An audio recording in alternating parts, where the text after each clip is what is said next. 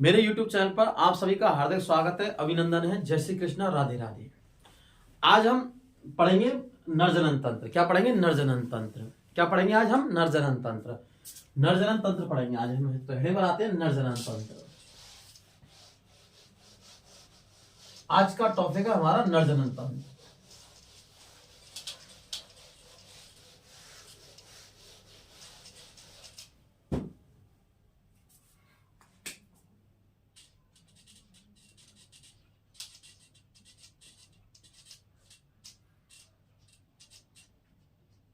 तंत्र मेल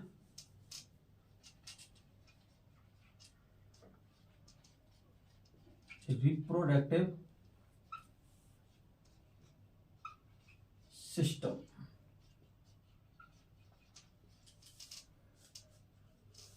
ठीक है, नरजनन तंत्र आज का टॉपिक है हमारा। नरजनन तंत्र। नरजनन तंत्र में हम दो पढ़ेंगे, प्राथमिक लैंगिक अंग के तौर पर, एक द्वितीय लैंगिक अंग के तौर पर। इसमें दो होते हैं। फर्स्ट तो हमारा है प्राथमिक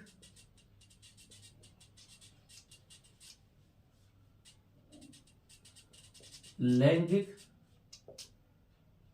अंग और सेकंड होता है हमारा द्वितीयक लैंगिक अंग।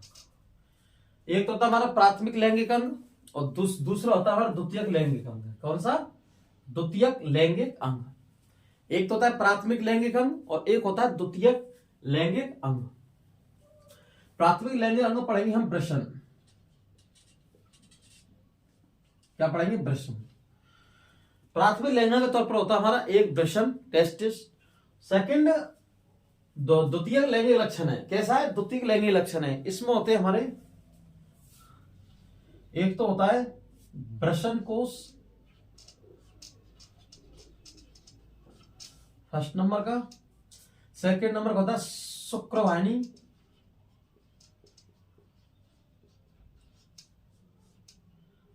थर्ड नंबर का होता है शुक्राशय।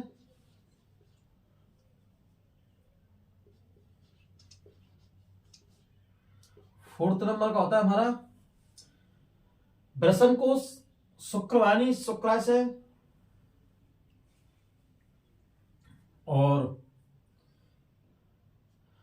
प्रोस्टेट ग्रंथि। कौन सी ग्रंथि? प्रोस्टेट ग्रंथि।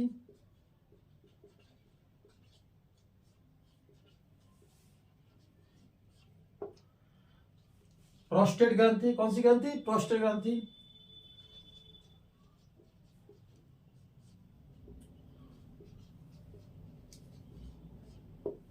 काउपर ग्रंथि। प्रोस्टेट। कौन सी ग्रंथि? प्रोस्टेट ग्रंथि। प्रोस्टेट ग्रंथि, काउपर ग्रंथि, काउपर ग्रंथि। सेकंड 6 नंबर का हमारा मूत्र मार्ग। क्या है? मूत्र मार्ग। 7 नंबर का हमारा शिशिन, इसको बोलते हैं लिंग। शिशिन और लिंग याद करेंगे इनको हम। तो पहला है प्राथमिक अंग। प्राथमिक अंग कौन सा है? वृषण। एक ही है स्वरूप। क्या है? प्राथमिक अंग के तौर पर हम क्या पढ़ेंगे? वृषण। क्या पढ़ेंगे? वृषण टेस्टेट, जो मनुष्य के उदर गुहा में स्थित होते हैं। प्राथमिक लैंगिक अंग ना, क्योंकि है नर लैंगिक हार्मोन क्या करता है? उत्पादन। क्या करता है? नर लैंगिक हार्मोन का क्या करता है? उत्पादन। और नर लैंगिक हार्मोन को क्या कहते हैं हम? क्या कहते हैं? टेस्टोस्टेरोन। ठीक है। दूसरा वृषण कोश। सेकंड नंबर मतलब यह द्वितीय लैंगिक लक्षण में है वृषण कोश। पहला शुक्रवाहिनी, शुक्राशय, प्रोस्टेट ग्रंथि, काउपर ग्रंथि, मूत्र मार्ग और शिशिन लिंग। तो पहला कौन सा है? वृषण कोश। कौन सा? वृषण कोश। फर्स्ट नंबर का वृषण कोश, सेकंड नंबर शुक्रवाहिनी, थर्ड नंबर की शुक्राशय, फोर्थ नंबर प्रोस्टेट ग्रंथि, काउपर ग्रंथि, 6 नंबर मूत्र मार्ग और 7 में शिशिन और लिंग। ये आपको याद हो चुके हैं। ठीक है। अब हम पहला लगाते हैं प्राथमिक लैंगिक अंग के तौर पर पढ़ते हैं वृषण। ठीक है, इसको रब कर रहा हूं मैं। प्राथमिक लैंगिक अंग, और इसमें हम पढ़ेंगे सबसे पहले वृषण, टेस्टिस।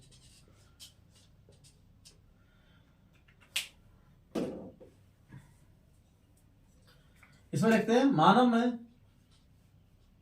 किसमें, मानव में पाए जाने वाला, मानव में पाए जाने वाला प्राथमिक लैंगिक अंग है, पाए जाने वाला प्राथमिक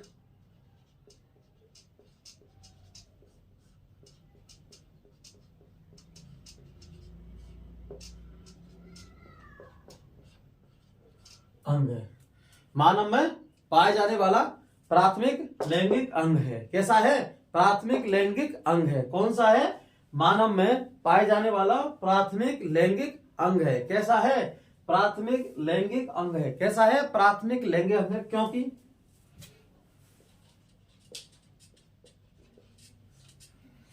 क्योंकि है नर लैंगिक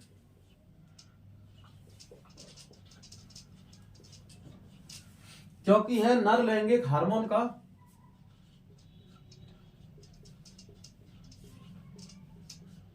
क्योंकि है नर लैंगिक हार्मोन का उत्पादन का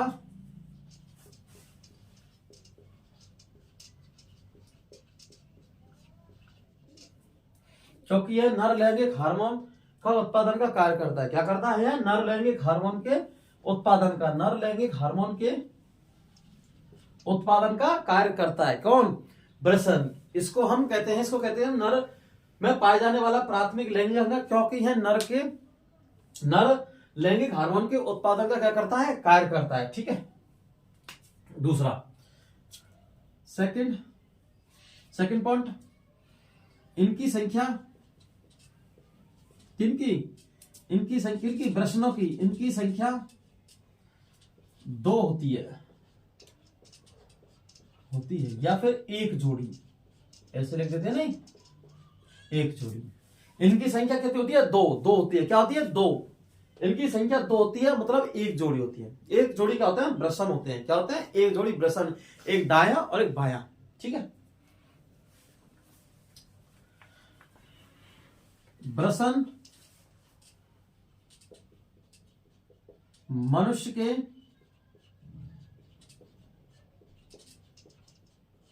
उदर गुहा के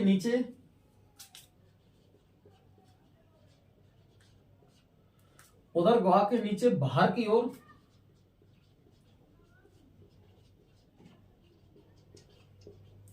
क्या? उदर गुहा के नीचे बाहर की ओर स्थित होते हैं। वृषण मनुष्य के उदर गुहा का मतलब होता है जो हमारे पेट का नीचे का हिस्सा है। कैसा? पेट से नीचे का हिस्सा है, इसको क्या बोलते हैं हम? उदर गुहा। क्या बोलते हैं? उदर गुहा। उदर गुहा के नीचे पेट से नीचे बाहर की ओर, कैसे? बाहर की ओर, ना कि अंदर की ओर। ठीक है। बाहर की ओर स्थित होते हैं। क्या होते हैं? बाहर की ओर स्थित होते हैं। ठीक है।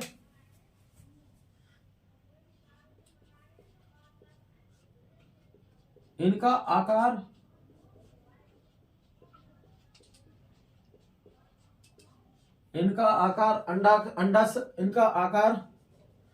अंडाकार कैसा है? अंडाकार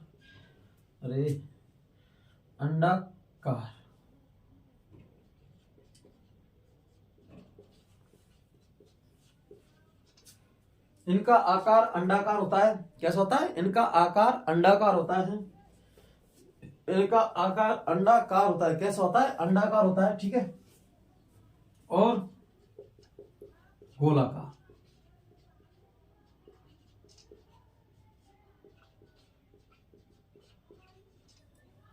और कैसा होता है? गोलाकार। कैसा होता है? गोलाकार। और वृषण नर लैंगिक हार्मोन का निर्माण करता है। वृषण के अंदर, किसके? वृषण के अंदर नर लैंगिक हार्मोन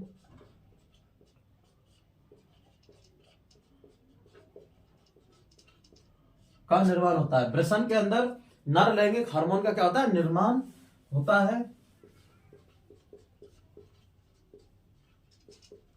जिसे हम टेस्टोस्टेरोन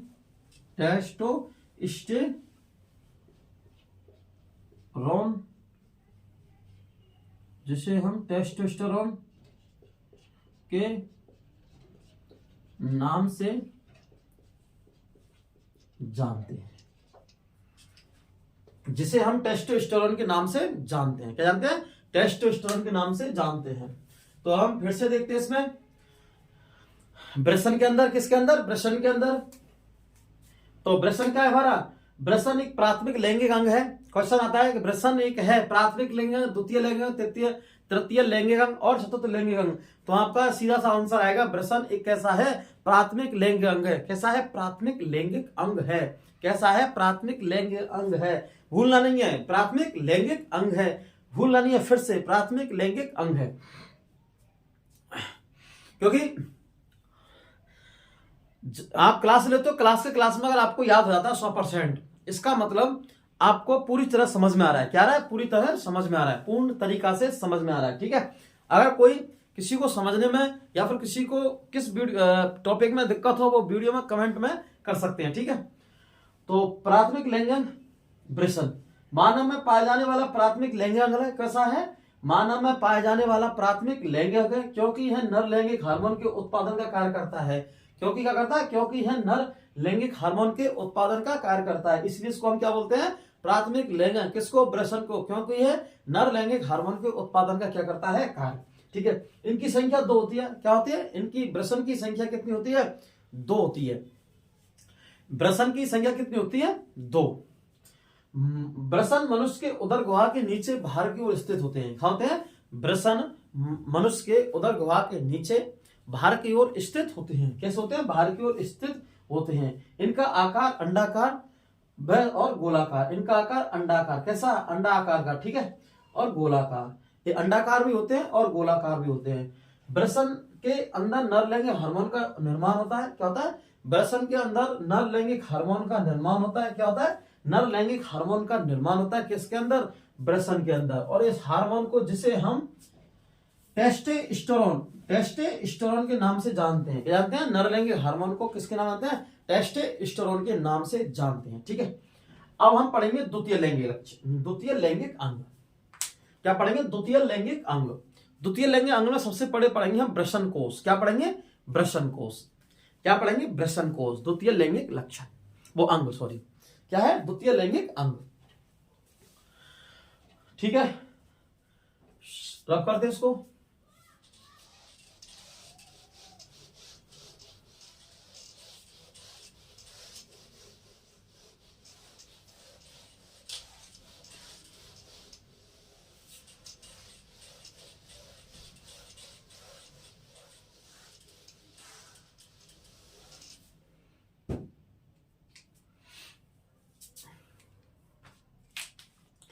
हेड लगाते हैं हम द्वितीयक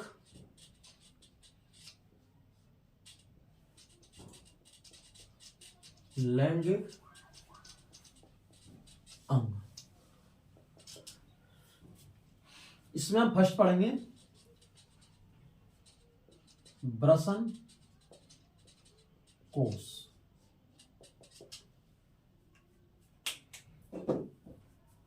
क्या पढ़ेंगे, वृषण कोष। ये हमारा टॉपिक है वृषण कोष। वृषण कोष में हम जानते हैं कि वृषण कोष एक थैलीनुमा संरचना होती है। कैसी होती है, वृषण कोष एक थैलीनुमा संरचना होती है। कैसी होती है, थैलीनुमा है, थैलीनुमा संरचना होती है। वृषण कोष में वृषण स्थित होते हैं। क्या स्थित होते हैं, वृषण, नाम से स्पष्ट है, आता है क्वेश्चन, वृषण स्थित होते हैं। कहां पर, वृषण कोष में। कहां रहते हैं, वृषण कोष में। वृषण कोष में इनको शुक्राणु को उत्पन्न करने के लिए शरीर से कम तापमान की आवश्यकता पड़ती है। क्या पड़ती है, शरीर से कम तापमान की आवश्यकता पड़ती है, किसको, शुक्राणु को उत्पादन करने के लिए। ठीक है, यहाँ वृषण कोष एक ताप नियंत्रण यंत्र के तौर पर कार्य करता है। क्या करता है, वृषण कोष ताप नियंत्रण यंत्र के तौर पर कार्य करता है। कैसे करता है, ताप नियंत्रण यंत्र के तौर पर। ताप नियंत्रण जब ताप नियंत्रण यंत्र के रूप में कार्य करता है, इसका मतलब यह है कि किसके रूप में, देखो जो हमारा है ब्रसन कोश, ये क्या करता है, ताप नियंत्रण यंत्र के तौर पर कार्य करता है। ताप नियंत्रण यंत्र के तौर पर कार्य करता है। अब इसमें एक नाम आ गया, ताप नियंत्रण यंत्र के तौर पर कार्य करता है ब्रसन कोश। ये हमें अब आता है क्वेश्चन कि ताप नियंत्रण यंत्र के तौर पर कैसे कार्य करता है, इसको बताते हैं। जो ब्रसन में शुक्राणु उत्पादन के लिए 33 से 35 डिग्री तापमान की आवश्यकता पड़ती है। कितनी पड़ती है? ब्रसन में शुक्राणु उत्पादन के लिए 33 से 35 डिग्री टेम्परेचर क्या पड़ती है, आवश्यकता। हमारे शरीर का टेम्परेचर होता है, ह्यूमन बॉडी का टेम्परेचर होता है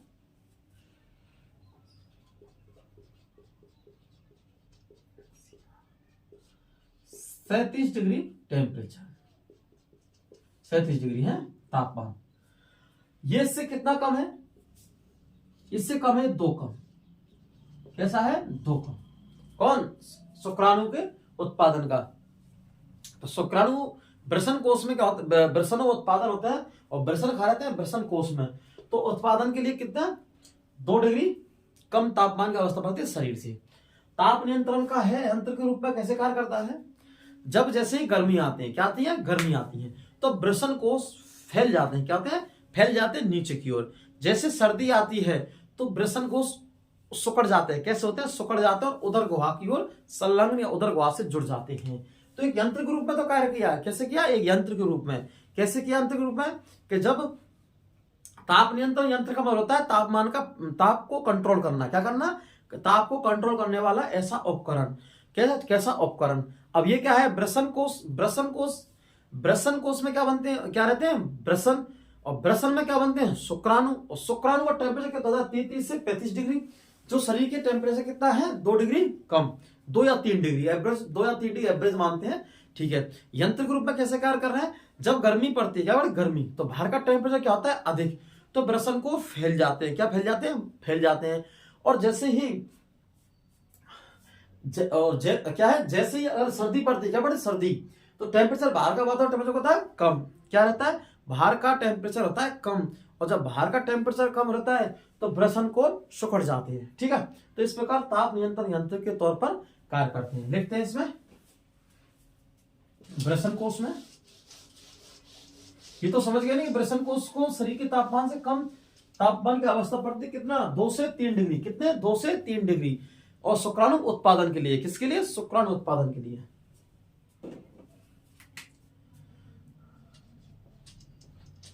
ब्रसन कोश एक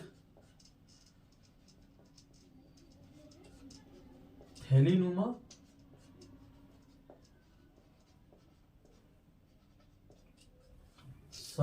ब्रसन कोश एक थैलीनुमा संरचना है। कैसी? थैलीनुमा संरचना होती है। ब्रसन कोश एक थैलीनुमा संरचना होती है। कैसी होती है? थैलीनुमा संरचना होती है, जिसमें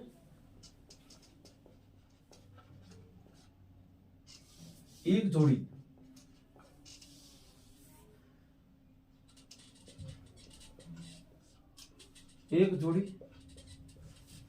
ब्रसन पाए जाते हैं। ब्रसन कोश एक थैलीनुमा संरचना होती है। कैसी होती है? थैलीनुमा संरचना होती है। कैसी होती है? थैलीनुमा संरचना होती है, जिसमें एक जोड़ी ब्रसन पाए जाते हैं। क्या पाए जाते हैं? एक जोड़ी ब्रसन पाए जाते हैं। क्या पाए जाते हैं? एक जोड़ी ब्रसन पाए जाते हैं। किसमें? ब्रसन कोश में। ब्रसन कोश एक थैलीनुमा संरचना होती है, जिसमें एक जोड़ी ब्रसन पाए जाते हैं। जिसमें क्या पाया जाता है? एक जोड़ी ब्रसन पाए जाते हैं। क्या पाया जाता है? एक जोड़ी ब्रसन पाए जाते हैं। किसमें? किसमें पाए जाते हैं? वृषण कोश में, ठीक है, जिसमें एक जोड़ी वृषण पाए जाते हैं, ठीक है। नेक्स्ट लिखते हैं, वृषण में शुक्राणु, वृषण में शुक्राणु उत्पादन के लिए, शुक्राणु उत्पादन के लिए, उत्पादन के लिए शरीर से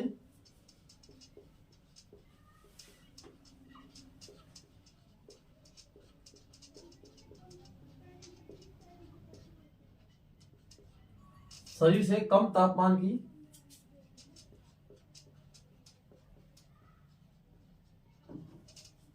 शरीर से कम तापमान की आवश्यकता होती है। वृषण शुक्राणु उत्पादन के लिए कम तापमान की आवश्यकता होती है। वृषण में शुक्राणु उत्पादन के लिए शरीर से कम तापमान की आवश्यकता होती है, ठीक है। वृषण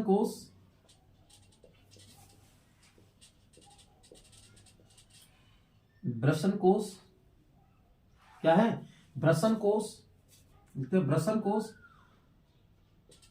ताप नियंत्रण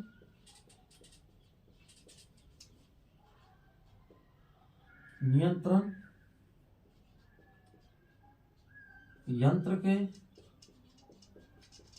तौर पर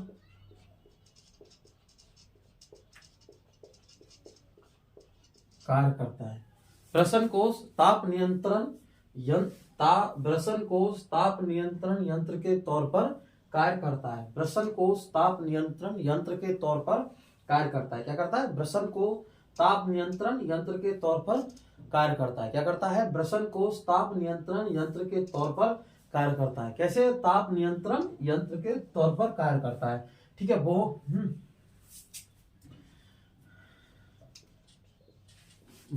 वृषण में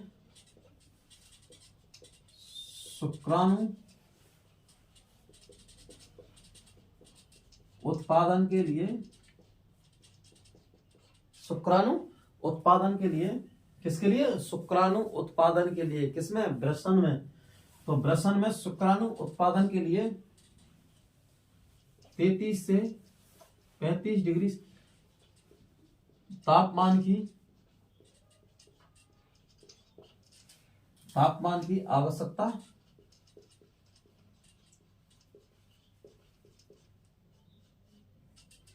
होती है। तापमान की आवश्यकता है। वृषण में शुक्राणु उत्पादन के लिए 33 से 35 डिग्री टेम्परेचर की आवश्यकता होती है, जो कि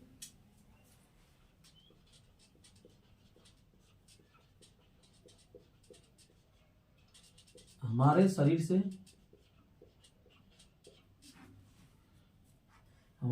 का जबकि ऐसे देखो,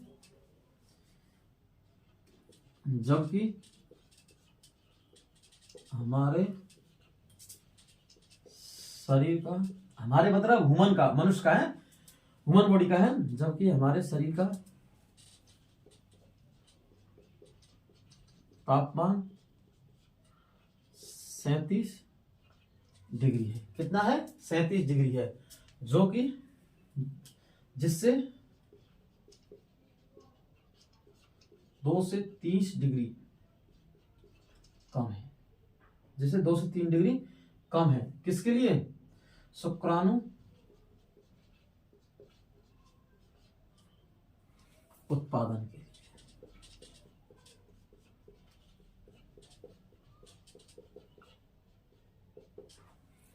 जबकि हमारे शरीर का तापमान कितना है? 37 डिग्री है, जिससे तापमान कितना? जिससे 2 से 3 डिग्री कम है, जिससे कितने? शुक्राणु का उत्पादन, शुक्राणु उत्पादन के लिए। किसके लिए? 2 से 3 डिग्री कम है। किसके लिए? शुक्राणु उत्पादन के लिए। किसके लिए? शुक्राणु उत्पादन के लिए। फिर से समझो, देखो, वृषण कोश एक थैलीनुमा संरचना है। कैसी है? थैलीनुमा संरचना है, जिसमें एक जोड़ी वृषण पाए जाते हैं। क्या पाए जाते हैं? वृषण टेस्टिस पाए जाते हैं। कैसे? एक जोड़ी, ठीक है। एक जोड़ी का मतलब होता है इसमें दो सन है, एक दाया और एक बाया, ठीक है। वृषण में शुक्राणु उत्पादन के लिए शरीर से कम तापमान की आवश्यकता होती है। वृषण में शुक्राणु उत्पादन के लिए शरीर से कम तापमान की आवश्यकता होती है। वृषण कोष ताप नियंत्रण यंत्र के तौर पर कार्य करते हैं। कैसे करते हैं? वृषण कोष ताप नियंत्रण यंत्र के तौर पर कार्य करते हैं, ठीक है। वृषण में शुक्राणु उत्पादन के लिए 33 से 35 डिग्री तापमान की क्या पड़ती है? आवश्यकता। क्या पड़ती है? 33 से 35 डिग्री तापमान की आवश्यकता पड़ती है, जबकि हमारे शरीर का तापमान कितना रहता है? 37 डिग्री, जिससे 2 से 3 डिग्री सेल्सियस है जो शुक्राणु उत्पादन के लिए है। किसके लिए? शुक्राणु उत्पादन के लिए है। मैं आपको एक अलग से क्वेश्चन बनाऊंगा कि गर्मियों के समय या फिर बाह्य वातावरण का टेम्परेचर अगर अधिक होता है तो हमारे वृषण कोष क्यों फैल जाते हैं, और बाहर का टेम्परेचर कम होता है तो हमारे वृषण कोष क्यों सिकुड़ जाते हैं, उदरघाव से संलग्न जुड़ जाते हैं, ठीक है। ये आपके लिए मैं एक क्वेश्चन लिखाऊंगा एक्स्ट्रा में, इनको खत्म करके किसको प्राथमिक लेंगे, द्वितीय लेंगे अंक को, नरजनन तंत्र को, ठीक है। इसको रब कर रहा हूं मैं। पहला हो गया हमारा। अब द्वितीय शुक्र वाहिनी।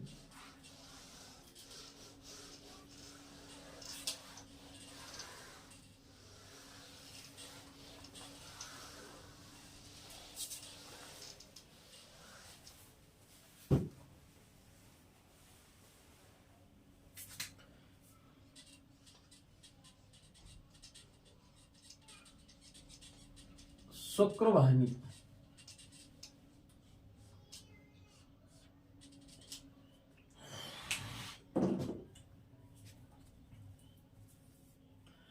माना कि हम कोई साइंस में एक रूल्स होता है या फिर किसी भी शब्द में अपन शब्द से अगर किसी चीज के बारे में जानते हैं, हम पर किसी शब्द के बारे में कोई जानकारी नहीं है, एकत्रित नहीं है, या फिर हम उसको भूल चुके हैं। क्या भूल चुके हैं? उस शब्द के बारे में कि किसकी क्या परिभाषा है, इसका मीन्स क्या है। तो हम क्या अनुमान छोटा सा लाएंगे कि जो हमारा क्या है शब्द है, उस शब्द में क्या करेंगे हम, जैसे हमारा शुक्र वाहिनी है, होता क्या है, इन शब्दों को टुकड़े करो दो शब्द इसमें, एक तो है शुक्र और एक है वाहिनी। शुक्र का मतलब है शुक्राणु, क्या है? शुक्राणु। और वाहिनी का अर्थ है वाहिनी, बाल वाहिनी। जैसे वाहिनी मतलब ले जाने वाली, जैसे आपने देखा होगा बस पर, बस होती है बच्चों की, स्कूल वार बस होती है, उन पर लिखा रहता है बाल वाहिनी, मतलब बच्चों को या बालकों को ले जाने वाली वाहिनी, एक स्थान से दूसरे स्थान पर, दूसरे से तीसरे स्थान पर, ठीक है, बच्चों को ले जाने वाली वाहिनी, इसे बोलते हैं बाल वाहिनी। शुक्र वाहिनी, शुक्र वाहिनी का मतलब होता है शुक्र वाहिनी, शुक्राणु को ले जाने वाली ऐसी वाहिनी क्या कहलाती है? शुक्र वाहिनी, ठीक है। कैसे कहती है? शुक्र वाहिनी। क्या है? शुक्र वाहिनी, शुक्राणु को ले जाने वाली वाहिनी क्या कहलाती है? शुक्र वाहिनी। तो इसमें लिखते हैं हम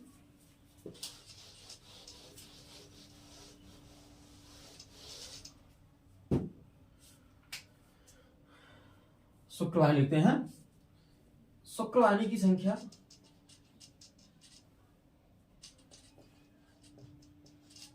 शुक्र वाहिनी की संख्या, शुक्र वाहिनी की संख्या एक जोड़ी होती है। कितनी होती है? एक जोड़ी होती है। एक दाएं शुक्र वाहिनी, एक बाएं शुक्र वाहिनी। कैसी?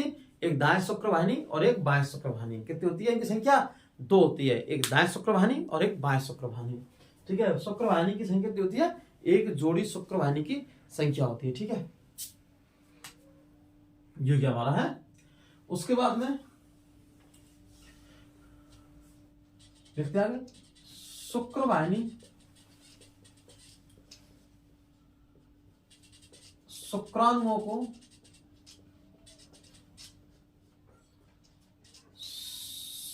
शुक्र वाहिनी शुक्राणुओं को शुक्राशय तक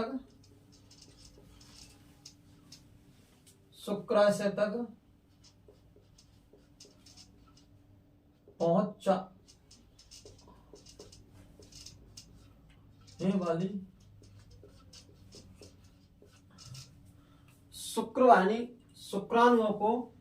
शुक्राणुओं को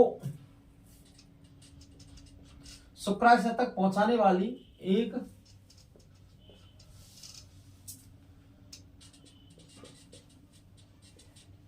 नलिकाकार संरचना होती है। शुक्रवाणी शुक्राणुओं को कैसे शुक्रवाणी शुक्राणुओं को शुक्राशय तक पहुंचाने वाली एक नलिकाकार संरचना कैसी नलिकाकार संरचना होती है। कैसे होती है? नलिकाकार संरचना होती है। क्या होती है? नलिकाकार संरचना होती है। शुक्रवाणी की संख्या एक जोड़ी होती है। कितनी होती है? एक जोड़ी होती है। शुक्रवाणी संख्या है कितनी होती है? एक जोड़ी होती है। शुक्रवाणी की संख्या एक जोड़ी होती है। शुक्रवाणी शुक्राणुओं को शुक्राशय तक पहुंचाने वाली एक नलिकाकार संरचना होती है। कैसे होती है? नलिकाकार संरचना होती है। ठीक है, कैसे होती है? नलिकाकार संरचना होती है। कैसे होती है? नलिकाकार संरचना होती है।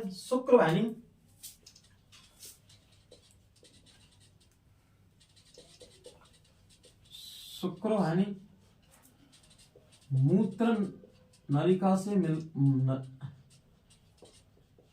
नलिका से संयुक्त होकर मतलब मिलकर एक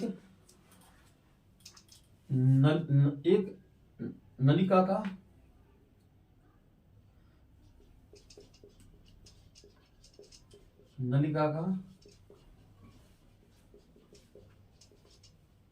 निर्माण करती है। एक कैसे कहते हैं? नलिका का निर्माण करती है। ठीक है, तो शुक्रवाणी पढ़ते हैं। शुक्रवाणी की संख्या एक जोड़ी होती है। एक दाएं शुक्रवाणी एक बाएं शुक्रवाणी, क्योंकि हमारे शुक्राणु मतलब शुक्राणु निर्माण होता है वृषण में, और वृषण कितने होते हैं? दो, दोनों जोड़े रहते हैं शुक्रवाणी से हैं। तो शुक्रवाणी की संख्या एक जोड़ी होती है। कितनी होती है? एक जोड़ी होती है। शुक्रवाणी शुक्राणुओं को शुक्राशय तक पहुंचाने वाली एक नलिकाकार संरचना होती है। कैसी होती है? नलिकाकार संरचना होती है। शुक्रवाणी मूत्र नलिका से संयुक्त होकर एक नलिका का निर्माण करती है। क्या करती है? शुक्रवाणी मिलकर किससे? शुक्रवाणी मूत्र नलिका से संयुक्त होकर एक नलिका का निर्माण करती है। किसका निर्माण करती है? एक नलिका का निर्माण करती है। ठीक है,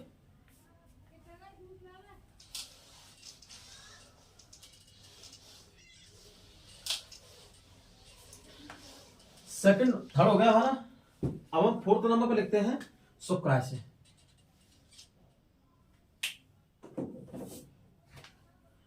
शुक्राशय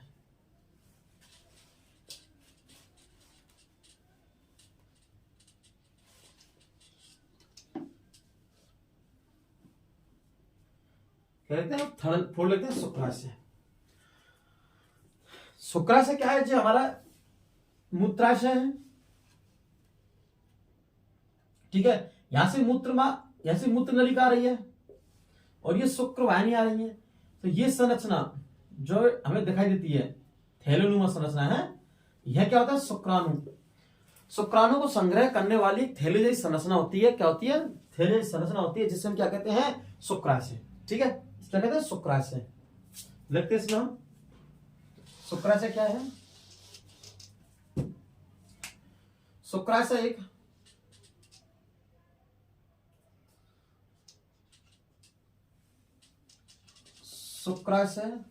एक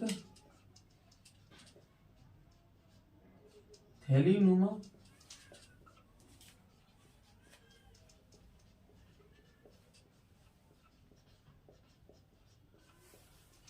संरचना होती है। शुक्राशय कैसे?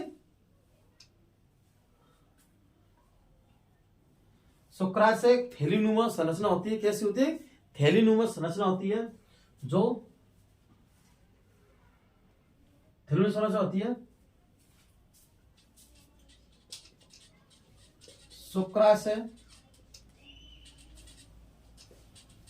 शुक्रवाहिनी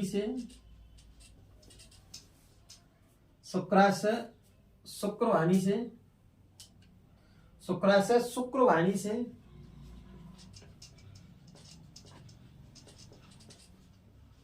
शुक्राणुओं को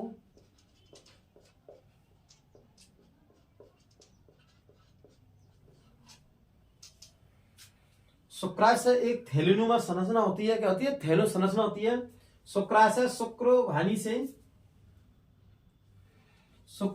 से शुक्राणुओं को संग्रहण करने के लिए शुक्राशय शुक्रवाहिनी से शुक्राणुओं को संग्रहण करने के लिए क्या करने के लिए? शुक्राणुओं को संग्रहण करने के लिए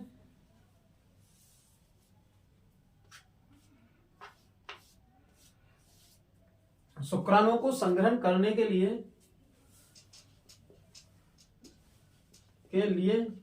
एक थैलीनुमा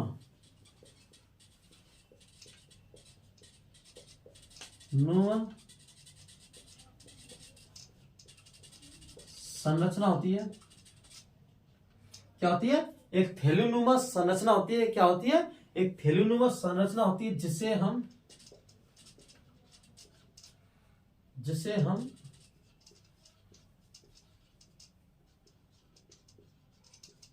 शुक्राशय कहते हैं। जिसे हम शुक्राशय क्या कहते हैं? जिसे हम शुक्राशय कहते हैं। जिसे क्या कहते हैं? हम शुक्राशय कहते हैं। जिसे हम शुक्राशय कहते हैं। क्या कहते हैं? जिसे हम शुक्राशय कहते हैं। एक थैलीनुमा संरचना होती है। ठीक है, जिसे हम शुक्राशय कहते हैं। क्या कहते हैं? शुक्राशय कहते हैं। क्या कहते हैं? शुक्राशय कहते हैं। ठीक है, जिसे हम क्या कहते हैं? शुक्राशय कहते हैं। ठीक है, ये हो गया। इनकी संख्या शुक्राशय इनकी संख्या 2 होती है या फिर एक जोड़ी।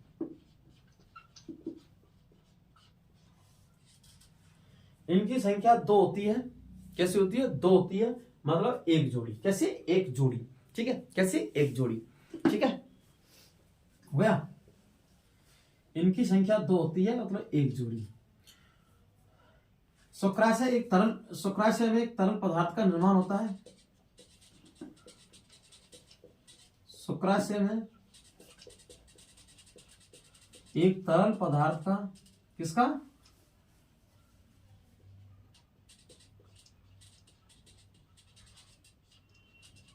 तरल पदार्थ का निर्माण होता है।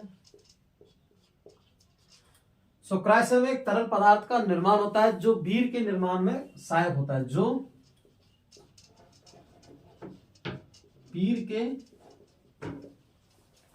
निर्माण में मदद करता है। क्या करता है? मदद करता है। जो शुक्राणुओं को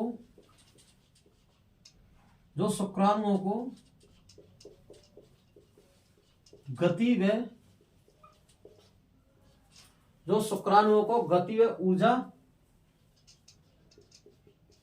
प्रदान कराता है। ठीक है, तो ये नाम से स्पष्ट है। शुक्राशय में क्या होंगे? शुक्राणुओं का संग्रहण होगा। क्या होगा? संग्रहण होगा। कैसे होगा? एक संग्रहण होगा, संग्रहण होगा। और संग्रहण कहां से आएगा? शुक्रवाहिनी से आने वाले शुक्राणुओं क्या होगा? संग्रहण किसमें? शुक्राशय में। किसमें होगा? शुक्राशय में। तो यही तो हमारा कह रहा है, शुक्राशय एक थैलीनुमा संरचना होती है। कैसी? थैलीनुमा संरचना, क्योंकि इसमें शुक्राणुओं क्या होगा? संग्रहण के लिए हमें एक थैलीनुमा संरचना होती है। क्या होती है? थैलीनुमा संरचना होती है। ठीक है, तो शुक्राशय क्या है? थैलीनुमा संरचना होती है। शुक्राशय शुक्रवाहिनी से शुक्राणुओं को संग्रहण करने के लिए क्या है?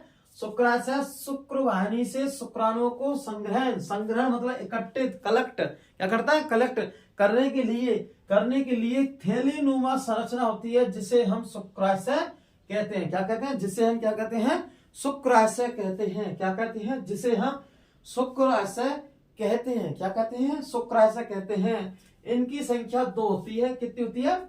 इनकी संख्या 2 होती है। इनकी संख्या कितनी होती है?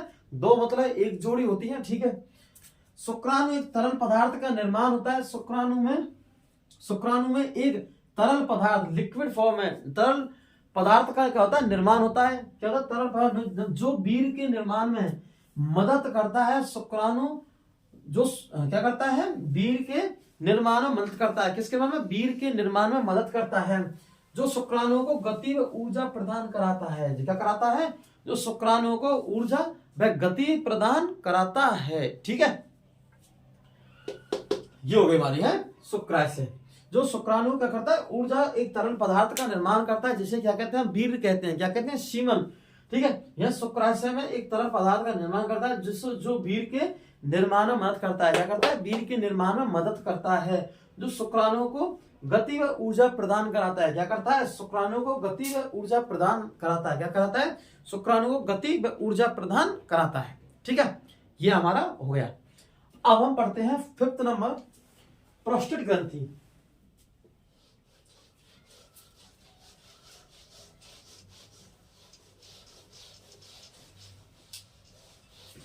ठीक है,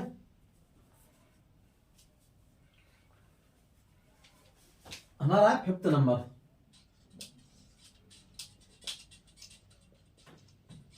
प्रोस्टेट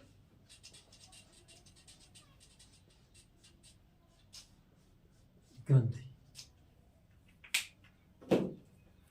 ये हो गया। जैसे ये हमारा मूत्राशय है, तो मैं कच्चा चित्र बना रहा हूं, फिर आपको अच्छा बनाएंगे।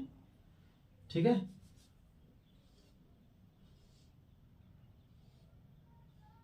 यहां होती है ये अखरोट के समान। कैसी होती है? अखरोट के समान। इन्हें बोलते हैं प्रोस्टेट ग्रंथि, प्रोस्टेट ग्लैंड।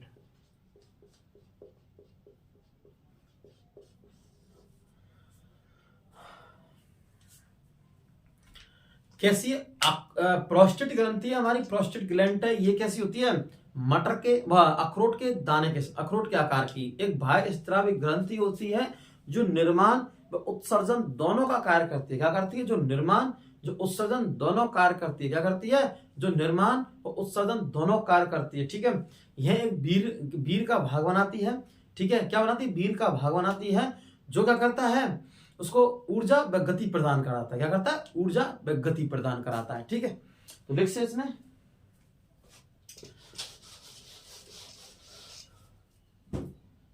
प्रोस्टेट ग्रंथि। क्या है? प्रोस्टेट ग्रंथि, प्रोस्टेट ग्लैंड। ठीक है, प्रोस्टेट ग्रंथि।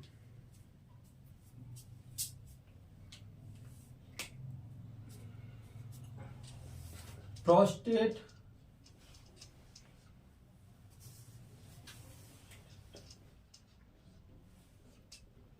ग्रंथि क्या है? प्रोस्टेट ग्रंथि कैसी है? प्रोस्टेट ग्रंथि, प्रोस्टेट ग्रंथि अब एक अखरोट के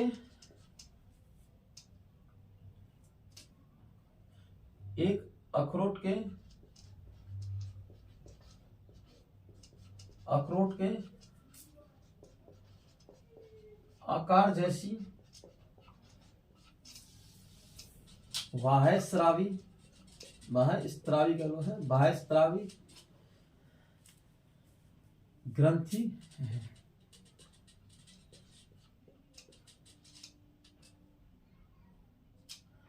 बाह्यस्रावी ग्रंथि है।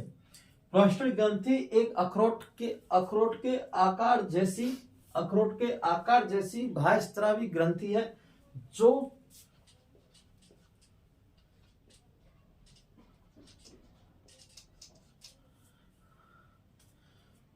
जो उत्सर्जन क्या है? उत्सर्जन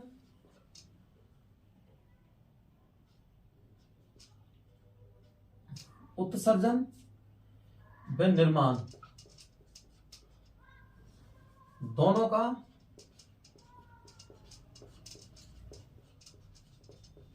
कार्य करती है। प्रोस्टेट ग्रंथि एक कैसी है? अखरोट के आकार जैसी है। कैसी है? अखरोट के आकार जैसी बाह्यस्रावी ग्रंथि है, जो उत्सर्जन व निर्माण दोनों का कार्य करती है। क्या करती है? उत्सर्जन व निर्माण दोनों का कार्य करती है। कौन करती है? प्रोस्टेट ग्रंथि। क्या करती है? प्रोस्टेट ग्रंथि दोनों उत्सर्जन व निर्माण दोनों का कार्य करती है। ठीक है, उत्सर्जन व निर्माण दोनों का कार्य करती है। कौन करती है? प्रोस्टेट ग्रंथि। यह वीर्य का भाग का निर्माण, वीर्य के भाग का निर्माण करती है। ये क्या करती है? वीर के भाग का निर्माण करती है। क्या करती है? वीर के भाग का निर्माण करती है। क्या करती है? वीर के भाग का निर्माण करती है। क्या करती है? वीर के भाग का निर्माण करती है, जो शुक्राणुओं को गति व ऊर्जा प्रदान का कार्य करता है। फिर से देखते हैं हम। प्रोस्टेट ग्रंथि अखरोट के आकार जैसी, कैसी? अखरोट के आकार जैसी बाह्यस्रावी ग्रंथि होती है। कैसी होती है? बाह्यस्रावी ग्रंथि होती है। ठीक है, जो उत्सर्जन व निर्माण दोनों का कार्य करती है। क्या करती है? उत्सर्जन व निर्माण दोनों कार्य करती है। वीर के भाग का निर्माण करती है। क्या करती है? वीर के भाग का निर्माण करती है। तो शुक्राणुओं को गति व ऊर्जा प्रदान करती है, प्रदान का कार्य करती है। जो शुक्राणुओं को गति व ऊर्जा प्रदान का कार्य करती है। क्या करती है? शुक्राणु को ऊर्जा गति का प्रदान करती है, गति का कार्य प्रदान करती है। कौन? प्रोस्टेट ग्रंथि। कौन सी है? प्रोस्टेट ग्रंथि। ठीक है, अब आती है नेक्स्ट हमारी काउपर ग्रंथि।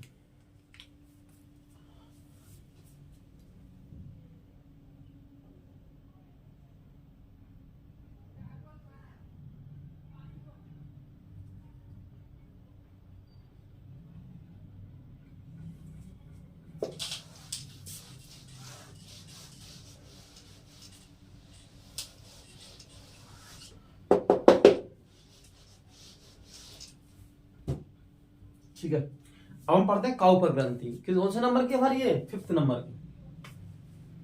कौन सी है? 5th नंबर की काउपर ग्रंथि।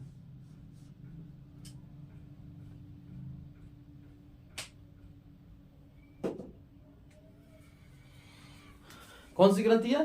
काउपर ग्रंथि। कौन सी ग्रंथि है? काउपर ग्रंथि। छठी वाली 5 की जगह। ठीक है, कौन सी ग्रंथि है? काउपर ग्रंथि है।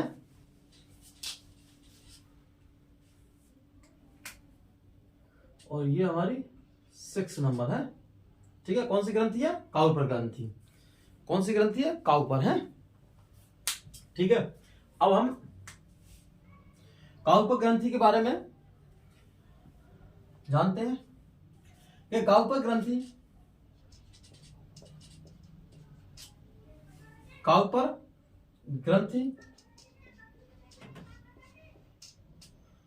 अम्लता को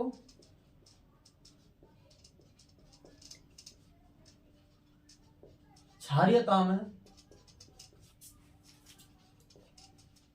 बदलकर, क्या है? बदलकर काउपर ग्रंथि अम्लता को क्षारीयता में, किसको? अम्लता को क्षारीयता में बदलकर उदासीन कर देती है। इसका इतना ही फंक्शन है इसमें है, आगे और डिटेल है इसकी, लेकिन हमारे 10th के हिसाब से, मतलब सिलेबस के हिसाब से हमारा इतना ही है। ये काउपर ग्रंथि क्या योगदान है, क्या फंक्शन है इसका, या क्या कार्य है? काउपर ग्रंथि अम्लता को क्षारीयता में बदलकर उदासीन कर देती है। क्या कर देती है? उदासीन कर देती है। ठीक है, कर देती है। किसको? अम्लता को क्षारीयता में बदलकर, अम्ल व क्षारीयता को में बदलकर उदासीन कर देती है। ठीक है, अब देखते हैं मूत्र मार्ग। नेक्स्ट चला हमारा क्या है? मूत्र मार्ग।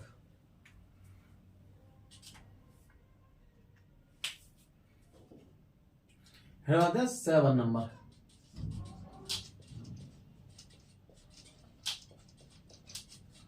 मूत्र मार्ग।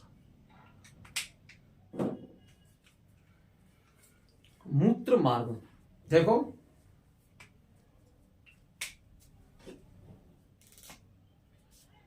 यह हमारा मूत्राशय है।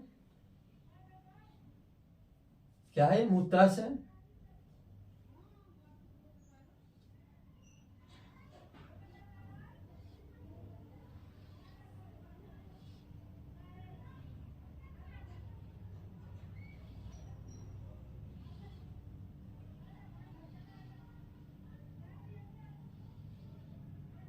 ठीक है, कच्चा चित्र बनाया मैंने भी समझ दृष्टि से।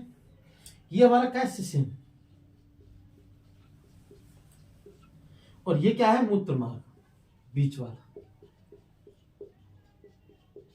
मूत्र मार्ग। ये जो आपको बीच में दिखाई दे रहा है ना, ये वाला, ये क्या है, मूत्र मार्ग है। क्या है ये, मूत्र मार्ग है। क्या है ये, मूत्र मार्ग, शिशन और मूत्र मार्ग। ठीक है, ये संरचना होता क्या है, यहां से हमारी जो शुक्रवाहिनी है, इस प्रकार से दो शुक्रवाहिनी, ये मूत्रवाहिनी है। ये मूत्रवाहिनी आगे जाकर, ये मूत्रवाहिनी आगे जाकर मूत्र मार्ग का निर्माण कर लेती है। क्या कर लेती है, स्खलन वाहिनी मिलकर मूत्र जन नलिका का निर्माण करती है। क्या करती है, मूत्र जननी नलिका का निर्माण कर लेती है। ये तो मूत्र मार्ग है, और ये कौन सी नलिका है, मूत्र जन नलिका, इसके बीच में है। या आपको मैं रेड पॉइंट से लिखता हूं, नहीं रेड से इसको दूसरा लिखता हूं जिससे आपको समझ में आ जाए। ये वाला ग्रीन कलर से ले रहा हूं, ये कैसा, मूत्र जन नलिका है। कैसी है, मूत्र जन नलिका। मूत्र जन नलिका और शुक्राणु जन नलिका एक ही होती है, कॉमन होती है। ये मूत्र और शुक्राणु के दोनों के लिए सहायक होती है। ठीक है,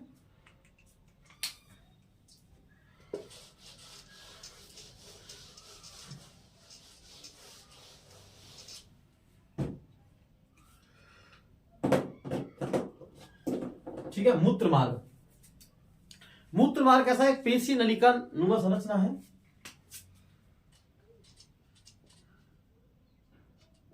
मूत्र मार्ग एक पेशीय नलिकाकार संरचना होती है।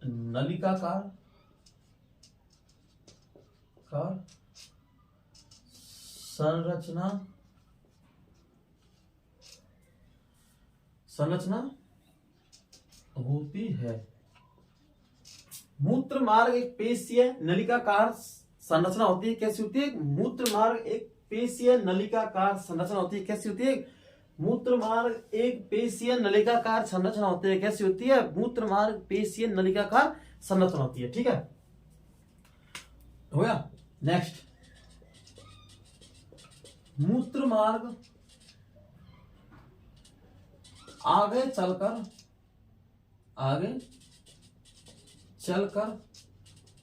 स्खलन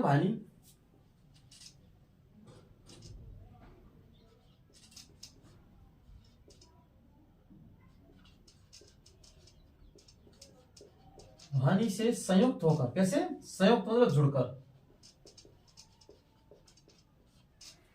मूत्र मार्ग आगे चलकर स्खलन वाहिनी से संयुक्त होकर, कैसे, संयुक्त होकर, स्खलन वाहिनी से संयुक्त होकर मूत्र जन नलिका का निर्माण करता है। क्या करता है, संयुक्त होकर मूत्र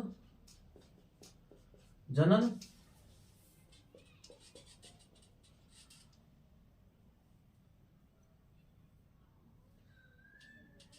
मूत्र जनन नलिका का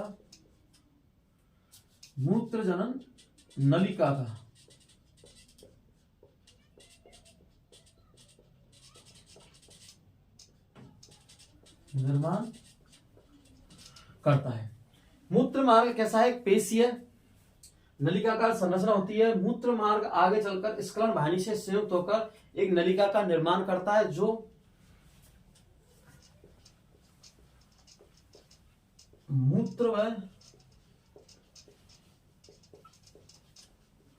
शुक्राणुओं का, मूत्र शुक्राणु दोनों के उत्सर्जन में काम, मूत्र व शुक्राणु दोनों के उत्सर्जन में काम आती है। जो मूत्र में शुक्राणु दोनों के उत्सर्जन में काम आती है। ठीक है, ये आगे चलकर क्या है, ये आगे चलकर मूत्रजनन छिद्र द्वारा बाहर खुलती है। ठीक है, मूत्र यह आगे चलकर मूत्र जनन छिद्र द्वारा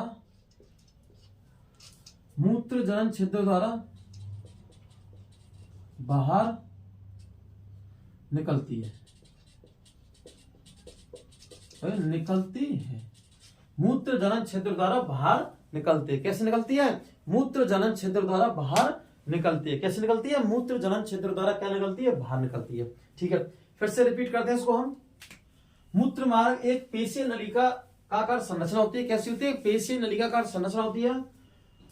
मूत्र मार्ग आगे चलकर स्खलन वाहिनी से संयुक्त होकर मूत्र जन नलिका का निर्माण करता है। क्या करता है? मूत्र जन नलिका का निर्माण करता है, जो मूत्र व शुक्राणु दोनों के उत्सर्जन में काम आती है। क्या आती है? मूत्र और शुक्राणु दोनों के उत्सर्जन में काम आती है। यहीं से का मूत्र का उत्सर्जन होता है, यहां से क्या होता है? निकलता है, और यहां से शुक्राणु के काम आती है। शुक्राणु दोनों के लिए है। यह आगे चलकर मूत्र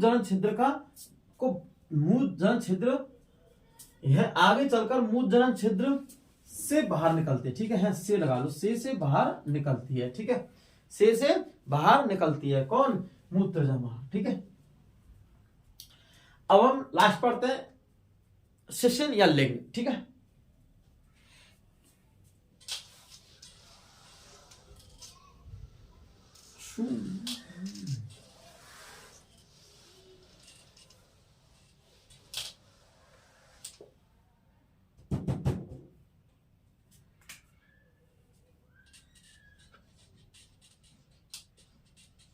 शिशन, इसको तो लिंग और पेनिस बोलते हैं इसको। ठीक है,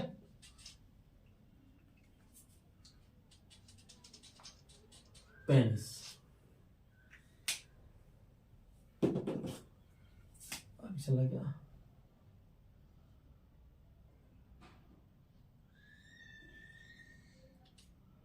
डबल हो गया है।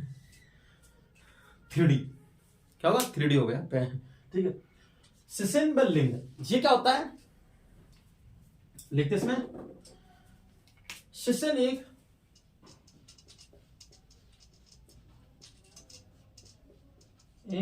बेलनाकार, कैसा? बेलनाकार, सिलेंडर आकार। ये आकार कैसे होता है? बेलनाकार। कैसे आकार होती है? बेलनाकार। इसे बोलते हैं सिलेंडर आकार है। ये कहती है बेलनाकार। शिशन एक बेलनाकार पेशीय संरचना होती है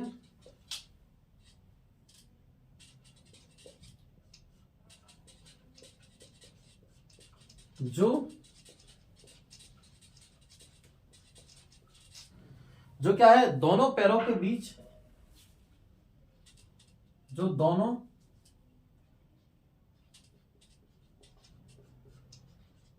पैरों के बीच लटका हुआ रहता है। क्या रहता है? दोनों पैरों के बीच लटका हुआ रहता है। ठीक है,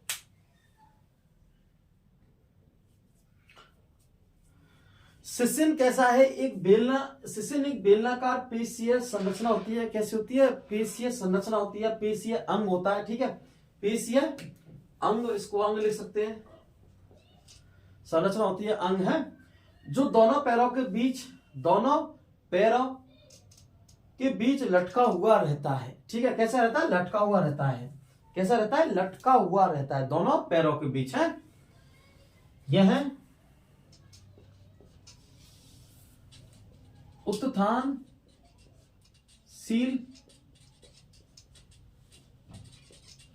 मैथुन अंग होता है। कैसा होता है? यह उत्थानशील मैथुन अंग होता है। कैसा होता है? मैथुन अंग होता है। यह सामान्य अवस्था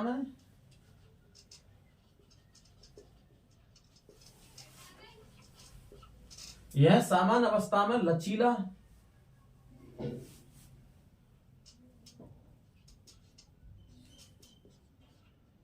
होता है। यह सामान्य अवस्था में कैसा होता है? लचीला होता है। कैसा होता है? लचीला होता है। वह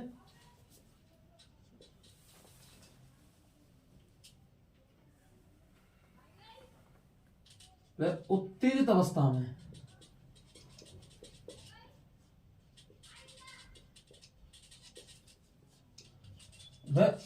अवस्था में कठोर व लंबाकार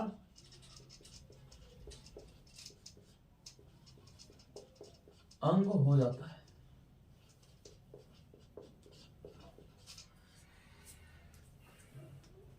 सिसिन एक बेलनाकार पेशीय अंग है। कैसा है? सिसिन एक बेलनाकार पेशीय अंग या संरचना होती है जो दोनों पैरों के बीच लटका रहता है। क्या रहता है? दोनों पैरों के बीच लटका रहता है। यह उत्तानशील मैथुन अंग है। कैसा? उत्तानशील मैथुन अंग है। यह सामान्य अवस्था में लचीला व उत्तेजित अवस्था में कठोर व लंबाकार अंग हो जाता है। कैसा होता है? कठोर व लंबाकार अंग हो जाता है। कैसी अवस्था में? उत्तेजित अवस्था में। यह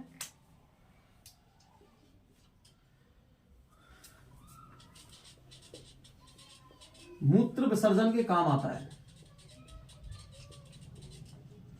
मूत्र विसर्जन के काम आता है। मूत्र विसर्जन के क्या आता है? काम आता है। क्या आता है? मूत्र विसर्जन के काम आता है। और यह कौन? शिशिन यह उत्तेजित अवस्था में या मैथुन के समय, यह मैथुन क्रिया के समय उत्तेजित अवस्था में आकर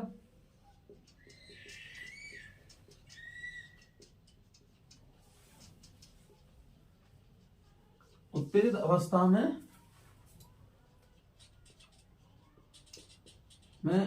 आकर यह मैथुन क्रिया के समय, कैसी क्रिया के समय? यह मैथुन क्रिया के समय उत्तेजित अवस्था में आकर, कैसी अवस्था में आकर? उत्तेजित अवस्था में आकर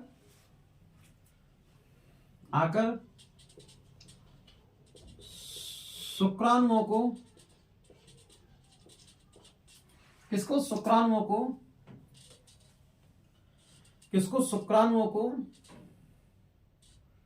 शुक्राणुओं को मादा की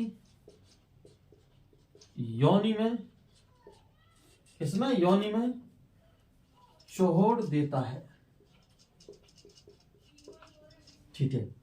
और यह कैसा अंग होता है? मैथुन अंग होता है। कैसा होता है? यह मैथुन अंग होता है। और उसमें देख लो, यह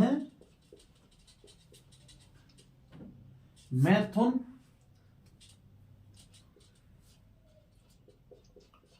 अंग होता है। और काफी डिटेल है, इतना ही काफी है, बहुत है इतना, बाकी तो ठीक है। अब फिर से देखो, सिसिन एक बेलनाकार पेशी अंग है। कैसा है? सिसिन एक बेलनाकार पेशी अंग है। कैसा? बेलना, सिलेंडर आकार ऐसा। ठीक है। बेलनाकार पेशीय अंग संरचना होती है जो दोनों पैरों के बीच लटका हुआ रहता है। कैसा रहता है? दोनों पैरों के बीच लटका हुआ रहता है। यह उत्तनशील मैथुन अंग होता है। यह कैसा होता है? यह एक उत्तनशील मैथुन अंग होता है। मैथुन अंग होता है। यह सामान्य अवस्था में लचीला होता है। कैसा? लचीला, मुलायम होता है। ठीक है। वह उत्तेजित अवस्था में कठोर व लंबाकार अंग होता है। कैसा होता है? वह उत्तेजित अवस्था में कठोर व लंबाकार अंग हो जाता है। क्या होता है? उत्तेजित अवस्था में कैसा होता है? कठोर व लंबाकार अंग हो जाता है। यह मूत्र विसर्जन के काम आता है। क्या आता है? यह मूत्र विसर्जन के काम आता है। क्या था? यह मूत्र विसर्जन के काम आता है। मैथुन क्रिया के समय उत्तेजित अवस्था में आकर, मैथुन क्रिया के समय उत्तेजित अवस्था में आकर शुक्राणुओं को मादा की योनि में छोड़ देता है। क्या करता है? शुक्राणुओं को मादा की योनि में छोड़ देता है। यह एक मैथुन अंग है। क्या है? मैथुन अंग है। ठीक है, ये हो गया हमारा। अब कुछ महत्वपूर्ण बिंदु लिखते हैं। क्या लिखते हैं? कुछ महत्वपूर्ण बिंदु। इन बिंदुओं के बारे में जानते हैं। क्या होता है? कुछ वीर में किसी में शुक्राणुओं की कमी या शुक्राणु ना होना, शुक्राणु मृत शुक्राणु, इसके लिए क्या होता है कि हमें अच्छा खान पीन करना चाहिए। क्या? अच्छा खान पीन करना चाहिए। हमें अच्छी सेहत का ध्यान रखना चाहिए। ठीक है। और कैल्शियम, विटामिन, मिनरल, न्यूट्रिशन, ऐसे पोषक पदार्थों का हमें सेवन करना चाहिए। आहार संतुलित भोजन करना चाहिए। क्या करते हैं? आहार संतुलित भोजन करते हैं। कुछ लोग क्या करते हैं, ना तो अपनी सेहत पे ध्यान रखते हैं, ना खान पीन करते हैं। तो उन व्यक्तियों में आगे जाकर समस्या आती है ओलिगोस्पर्मिया की, नेक्रोस्पर्मिया की, एंजियोस्पर्मिया की, इस प्रकार की समस्या आती है कि उनके शुक्राणु की संख्या कम हो, या फिर उनके अंदर शुक्राणु संख्या बन नहीं रही हो, या फिर मृत हो। शुक्राणु कैसे मृत, डेड हो जाते हैं, क्या होते हैं, डेड हो जाते हैं। तो अपनी सेहत का बिल्कुल ध्यान रखें, ठीक है। और पहला सुख आपने पढ़ा होगा, पहला सुख निरोगी काया। क्या होता है, पहला सुख निरोगी काया। निरोगी काया मतलब होता है हमारा पहला सुख होता है हमारा शरीर कैसा रहे, स्वस्थ। दूसरा सुख होता है घर में पैसा, ठीक है। घर में पैसा, पैसा जब आएगा जब हमारा क्या सुख का शरीर क्या होगा, सुख होगा, ठीक है। तो पहला सुख क्या होता है, निरोगी काया। क्या रहता है, निरोगी काया। तो इसमें कुछ, ठीक है, इसमें कुछ बिंदु लिखते हैं, इंपॉर्टेंट महत्वपूर्ण बिंदु।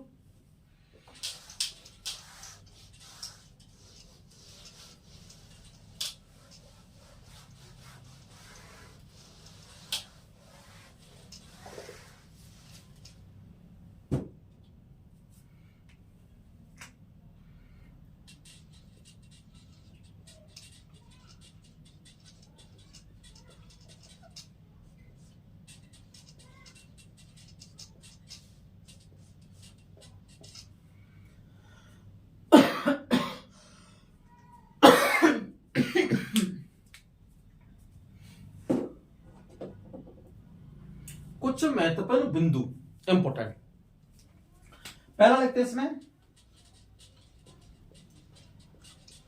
वीर में शुक्राणुओं की संख्या में कमी होना। वीर में शुक्राणुओं की संख्या में कमी होना, क्या होना, कमी। इसको हम कहते हैं, भाई नाम याद रखने हैं, ओलिगो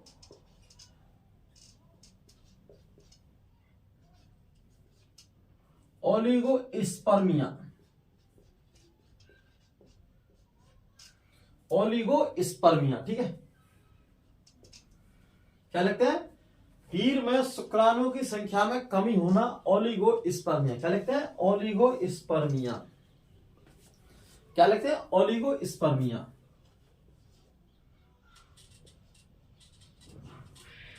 वीर में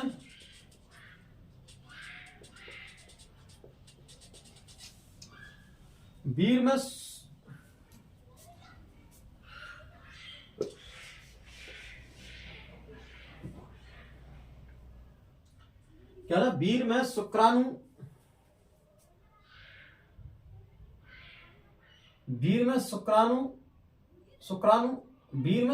मृत होना,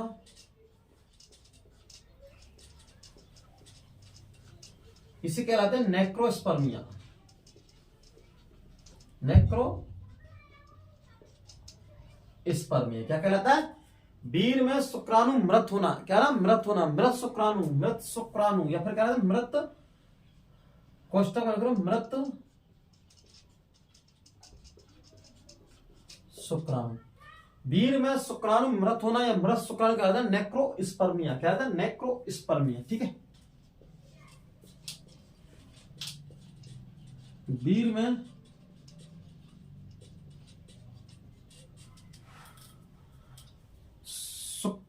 में शुक्राणुओं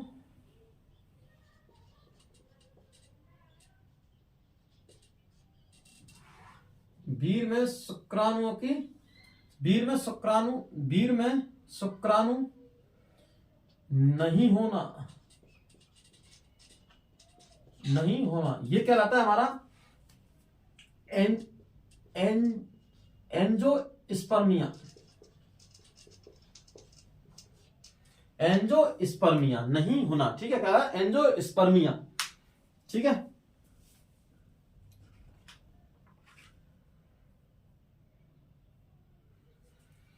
तो एंजियोस्पर्मिया क्या कहलाता है, एंजियोस्पर्मिया है। तो वीर में शुक्राणु की संख्या में कमी होना क्या कहता है, ओलिगोस्पर्मिया। वीर में शुक्राणु मृत होना, नेक्रोस्पर्मिया। क्या कहलाता है, नेक्रोस्पर्मिया। वीर में शुक्राणु न होना, क्या होना, वीर में शुक्राणु न होना, एंजियोस्पर्मिया। क्या कहलाता है, एंजियोस्पर्मिया। 3 शब्द में है, ठीक है। दूसरा, प्रतिस्खलन, ये इंपॉर्टेंट है। प्रतिस्खलन स्खलन प्रतिस्खलन वीर में 200 से 300 मिलियन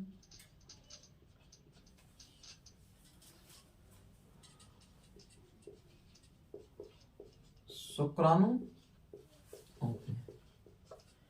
वीर में प्रतिस्खलन वीर में 200 से 300 मिलियन क्या होते हैं? शुक्राणु होते हैं। क्या होते हैं? 200 से 3 मिलियन शुक्राणु होते हैं। अब हम नरजनन तंत्र का चित्र बनाते हैं, डायग्राम है। क्या बनाते हैं? नरजनन तंत्र का डायग्राम है, चित्र बनाते हैं। ठीक है, उसको रब कर रहा हूं। ये याद रखना है आपको, 200 से 300 मिलियन है।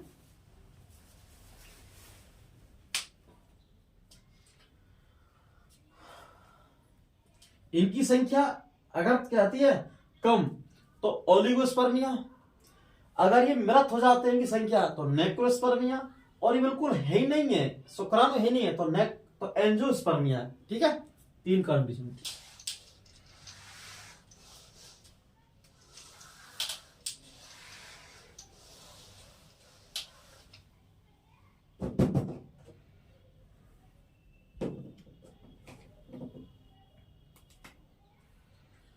हम नरजन तंत्र बनाते हैं, चित्र।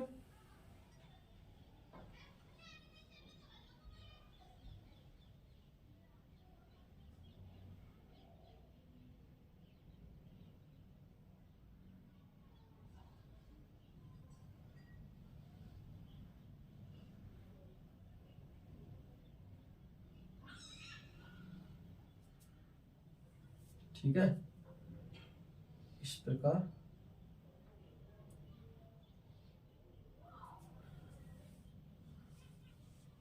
मेरे को सीध में रखना है इसको।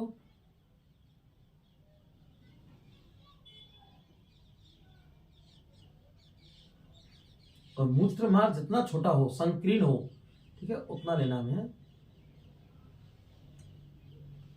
सीधा और एकदम, मतलब सकरा और सीधा है। ठीक है, इस प्रकार।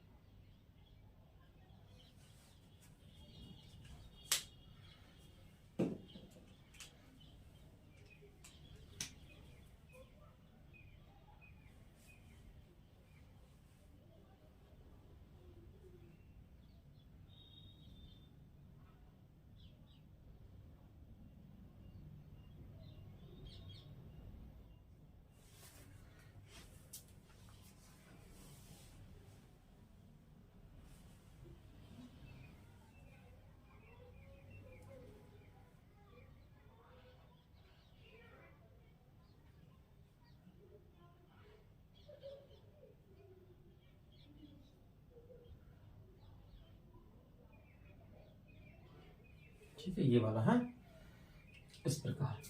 थोड़ा सा भी गहरा कर देता हूं।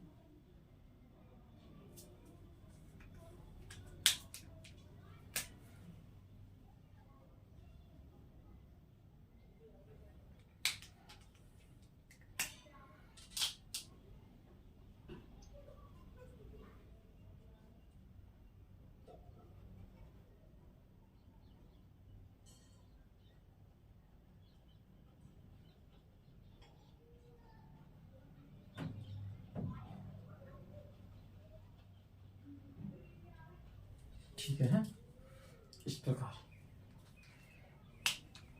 अब हम बनाते हैं शुक्रवाहिनी है।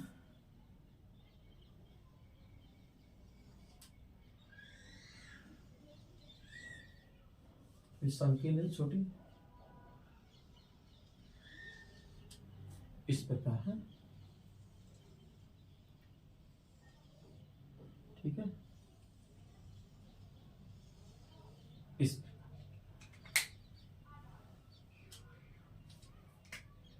डाउट लगती थोड़ा इसको कर देते हैं। ठीक है, इस प्रकार।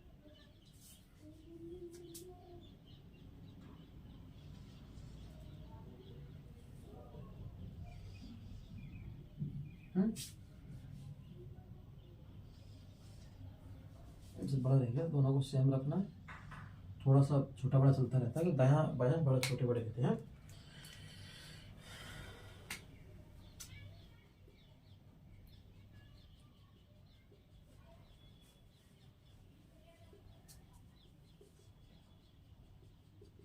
क्या है ये? ब्रशन है। क्या है? ब्रशन। और ब्रशन के अंदर क्या बनता है? शुक्राणु। क्या बनते हैं? शुक्राणु। इस प्रकार है। फिर इसके बाद में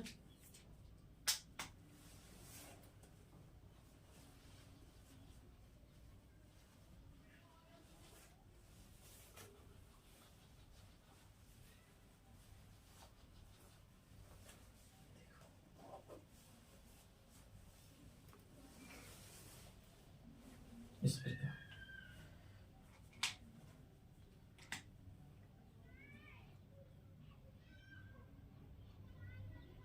ये रहती है प्रोस्टेट ग्रंथि।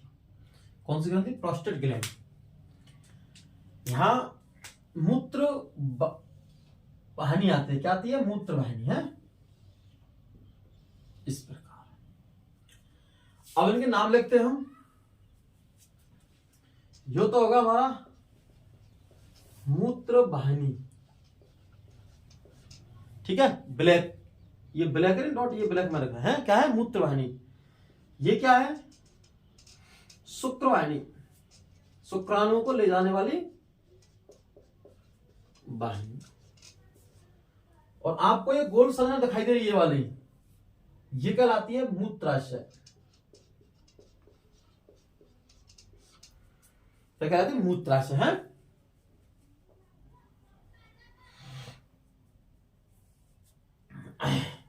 ये जो आपको जिगजैग में दिखाई दे रही है, जिगजैग में, किसमें? जिगजैग में, ये कहलाता है शुक्राशय,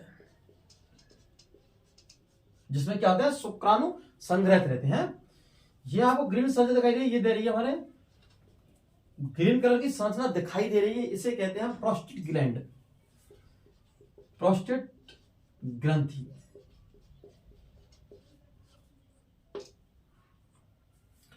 ये आपको दिखाई दे रहा है, ये मूत्र मार्ग। क्या है? मूत्र मार्ग। इसके ऊपर एक अधिब्रसन होता है, ऐसे जिगजैग सा, किसको? ब्रसन के ऊपर है।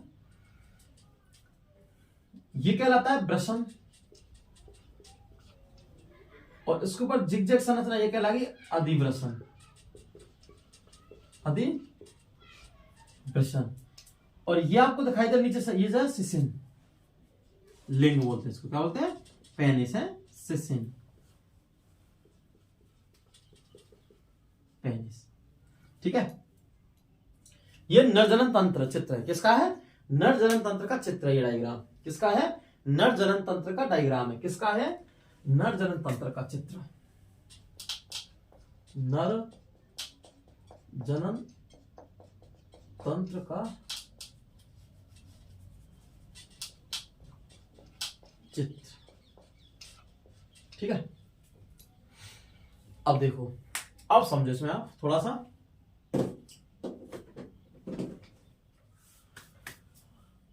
मूत्रवाहिनी, मूत्र को लाने वाली वाहिनी। शुक्रवाहिनी, शुक्राणु को ले जाने वाली वाहिनी, लाने वाली। मूत्राशय, जहां पर मूत्र एकत्रित होता है। क्या होता है? मूत्र एकत्रित होता है। शुक्राशय, शुक्राशय जहां पर शुक्राणु एकत्रित रहते हैं। प्रोस्टेट ग्रंथि क्या रहती है? प्रोस्टेट जो अखरोट के आकार की बाह्यस्रावी ग्रंथि होती है, ठीक है। मूत्र मार्ग, जहां से मूत्र मार्ग, जिससे मार्ग होता है, ये मूत्र मार्ग कहलाता है, जिससे शुक्राणु मूत्र दोनों बाहर निकलते हैं, ठीक है।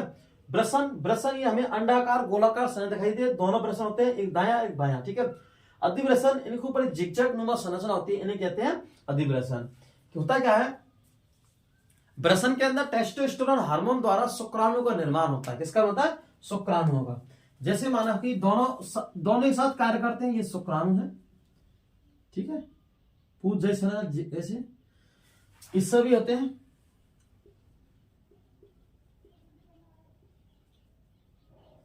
इस तरीका से ये यहां जाते हैं,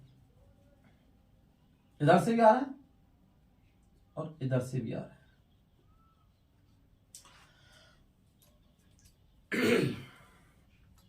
क्या है हमारा वृषण में टेस्टोस्टेरोन स्टेरोन हार्मोन द्वारा, किसके द्वारा, टेस्टोस्टेरोन हार्मोन द्वारा शुक्राणुओं का निर्माण होता है, स्पर्म का, स्पर्म दोनों एक साथ निर्माण होते हैं और स्पर्म शुक्रवाहिनी के माध्यम से, कैसे, शुक्रवाहिनी के मतलब शुक्राणु को ले जाने वाली वाहिनी, शुक्रवाहिनी के माध्यम से शुक्राशय में एकत्रित होते हैं। क्या होते हैं, एकत्रित होते हैं। फिर ये शुक्राशय एक तरल पदार्थ का निर्माण करता है। क्या करता है, तरल पदार्थ का निर्माण करता है जिसे हम भीड़ कहते हैं, जो शुक्राणुओं को क्या करता है, गति व ऊर्जा प्रदान करता है। गति मतलब यहां तक लाने के लिए और बेजिना तक पहुंचाने के लिए। हाँ, बेजिना में भी गर्भाशय, गर्भाशय तो होगा अंडाशय तक, वो अंडवाहिनी तक, हाँ तक अंडवाहिनी तक, वो पढ़ाएंगे आपके लिए हम कल, ठीक है, नेक्स्ट वीडियो में है। तो ये तो शुक्राणु जाते हैं और इस प्रकार से फिर यहां से शुक्राणु आते हैं मनुष्य, नर में या फिर मनुष्य में, मतलब नर में या फिर नर में किसमें, नर में, मेल में। इसमें क्या होता है, शुक्रवाहिनी, वो शुक्र नलिका, मतलब शुक्र नलिका या फिर मूत्र मार्ग एक ही सेम होते हैं।